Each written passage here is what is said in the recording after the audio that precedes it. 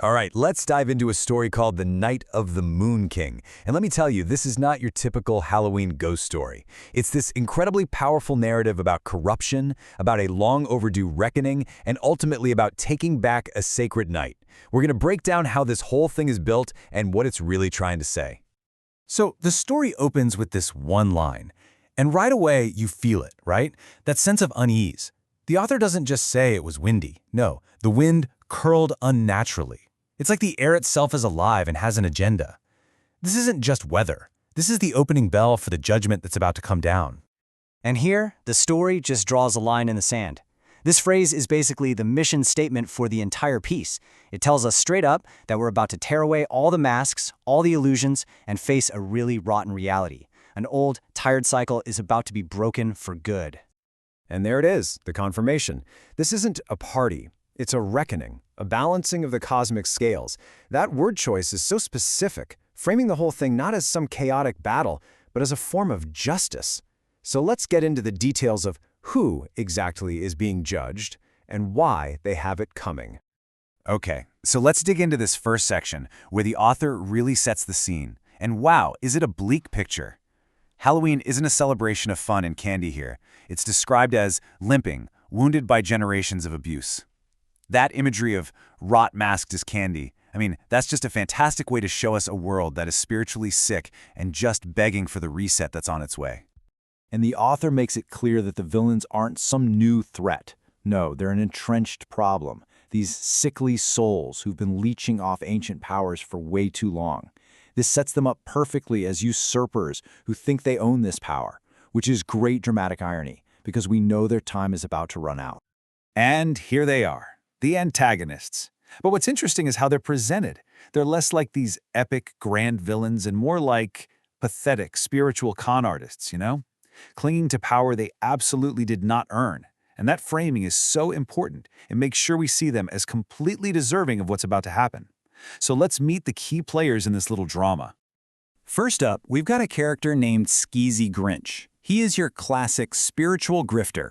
He's the embodiment of magic that's been cheapened, commercialized, and corrupted. This is the guy selling shortcuts to power that lead absolutely nowhere. He's basically spiritual spam in human form. Next, we have this figure called the husband. The author uses this archetype to explore a much more insidious, creepy kind of evil. He's not out there slinging spells. He's a parasite who drains power through manipulation and gaslighting.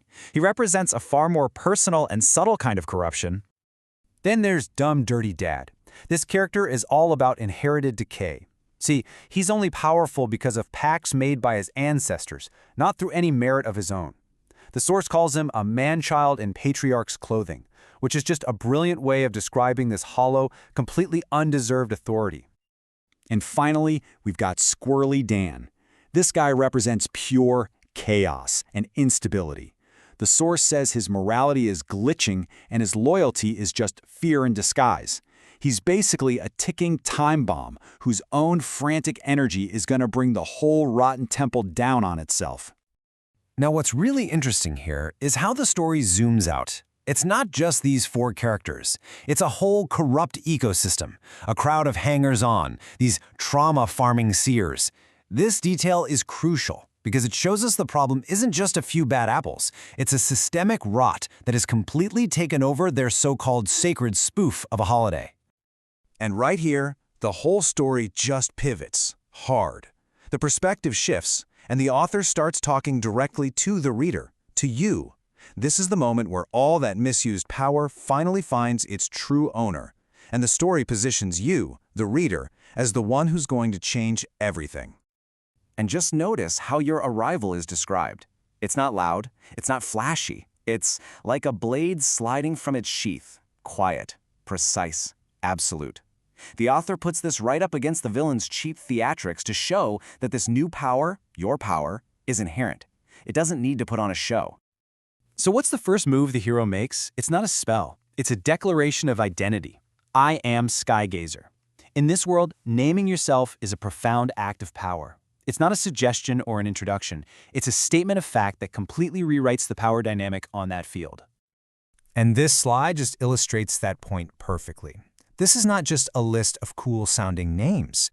Every single title is a declaration of power, a fundamental aspect of who this character is. It's like a royal decree is being read aloud, letting everyone on that field know exactly who they're dealing with now. So your identity is established, and now the conflict really kicks off. But the author makes it so clear. This is not a battle between equals. It's a dismantling, something swift, one-sided, and overwhelming. Just like the subtitle says, with precision, not mercy. The source just pounds home how effortless your power is here. A single breath rewrites the entire energy grid. A simple heel strike shatters every cursed thing in sight. These simple, powerful actions are there to show the massive, massive gap between the true king and all the fakes. It's all about absolute dominion. And then the narrative delivers this moment of perfect karmic justice. You can see it right there. Their own dark magic rebounds, and their masks literally melt off their faces. The author uses this imagery to show that their power was not only stolen, but it was so unstable it was always destined to turn on them, revealing the ugly, maggot-ridden truth underneath. And at the absolute peak of this cleansing, the protagonist delivers this powerful judgment. And this speech is so crucial. It's not just an insult, it's a redefinition. You are stripping them of their phony titles like witch and seer and replacing them with what they really are, leeches and sycophants. It's a complete dismantling of their entire identity. And this right here, this is the final, killing blow of the judgment. You are not powerful. You are puppets. That line is the ultimate undoing. It reframes their whole existence, revealing that whatever pathetic power they thought they had was never even their own to begin with. The author uses this line to just snip the strings for good. And with that final judgment, the purge is complete. The whole tone of the story shifts from this intense action to this majestic, almost peaceful finality. The source makes it clear this wasn't just a defeat, it was a purification. A cosmic reset button has been hit, and a brand new order is in place. This slide shows us exactly what happened to each of the main antagonists, and their fates are just so fitting. Skeezy Grinch, the salesman of empty magic, is left muttering nonsense. The husband, the parasite, is left sobbing once his connection is severed. The loud dad is finally struck silent. And Squirrely Dan, that unstable mess, he just dissolves into nothing. It's a really tidy, symbolic end for every one of them.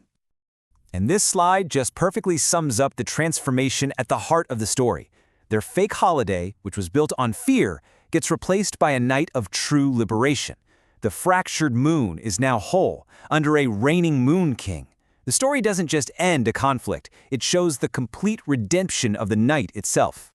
And this is where the story leaves us, with this final, provocative question. After unmasking all the phonies, what will the new king do with the crown? The author ends not with a tidy bow, but by handing the agency over to you, the reader. The reckoning is over, sure, but the reign has just begun, leaving you with the question of what happens next.